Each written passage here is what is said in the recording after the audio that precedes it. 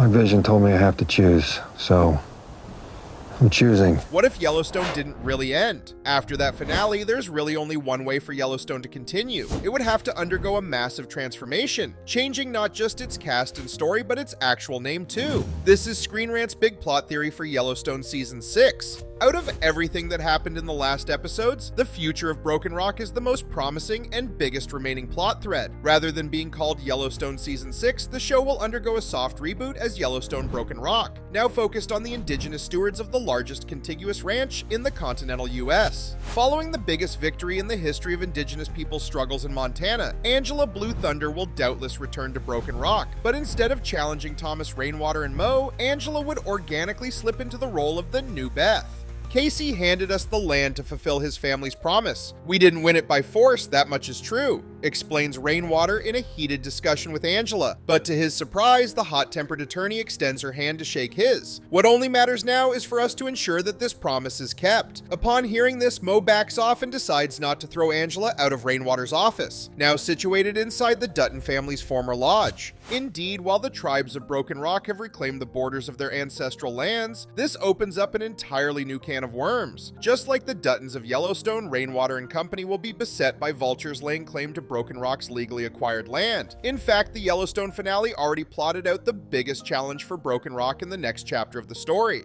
Let her know it's okay to keep on living.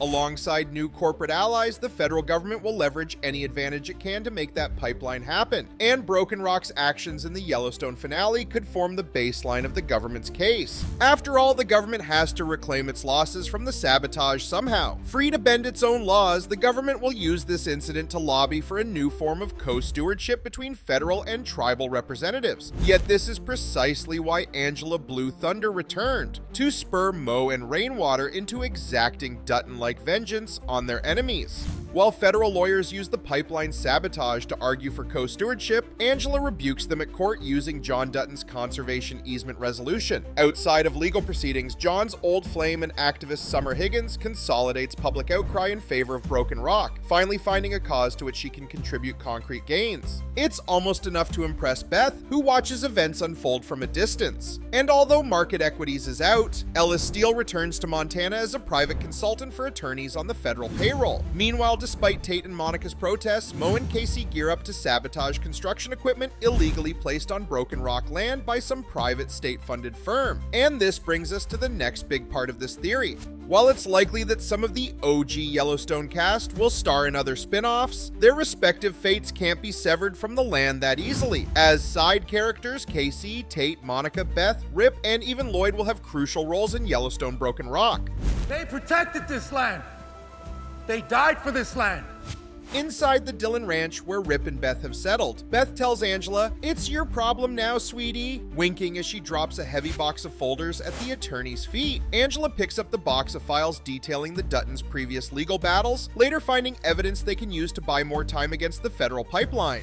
Finally, following up on the long-promised team-up between Beth and Angela, the underground law firm of Dutton and Blue Thunder proceed to wreak havoc against the government's hand-picked team of Ivy League lawyers. Meanwhile, as Monica and Kayce teach Tate the ups and downs of running their own ranch, Tate struggles to get accepted by the other teens at Broken Rock due to his surname. And as if to echo the sentiment, Rip reveals to Mo and Rainwater more unresolved Dutton secrets still buried in their ancestral domain, secrets that could be unearthed and used by enemies of the tribes. As Lloyd struggles to find employment elsewhere, the old cowboy is granted his old position back at the ranch out of respect for John Dutton's legacy. At the same time, the cast of Yellowstone Broken Rock will come with interesting new additions. After playing Thomas's ancestor Tiana Rainwater in 1923, Amina Nieves will play a descendant of Tiana in Yellowstone Broken Rock, who returns to Montana after hearing what happened to the Dutton Ranch. Unlike Tiana, this new character will be disconnected from her roots, and will seek only to stake her claim in the expanded Broken Rock Reservation. Nieves' character will be accompanied by Michael Spears, who played Tiona's father, Runs' horse, in 1923.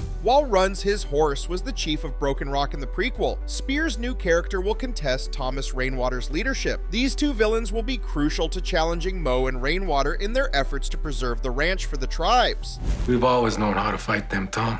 While the Yellowstone insignias had to be taken down, Thomas Rainwater simply doesn't have the heart to demolish what the Duttons have built. Besides, the Confederated Tribes of Broken Rock will need somewhere to put their own herds. And more importantly, this also opens the barn door for the tribes to get into the ranching business themselves. While the Duttons struggled across 5 seasons to keep the ranch profitable, Yellowstone Broken Rock will be about sustainable indigenous practices for herding cattle, training horses, and working with the seasons. Knowing the risks involved with raising the stakes of the show to this level, Taylor Sheridan would hire the right consultants to keep everything authentic. Instead of highlighting the life of the cowboys and ranch hands of a dying industry, Yellowstone Broken Rock will dive into the community-based practices of the land's indigenous stewards. As Kayce and Lloyd arrive on horseback to visit Rainwater at the expanded reservation, Lloyd looks surprised. "I thought they'd tear down everything, but the barns, even your house, it's all still here." Kayce replies, "No sense in fixing what ain't broke, Lloyd." Inside the old Dutton Lodge, Mo greets Lloyd and Kayce, who notice the old Yellowstone sign laid aside for storage. "It's still yours if you want it," Mo tells Kayce. "Nope, it's your problem now," quips Kayce as a chuckling Mo leads him and Lloyd to Rainwater's office.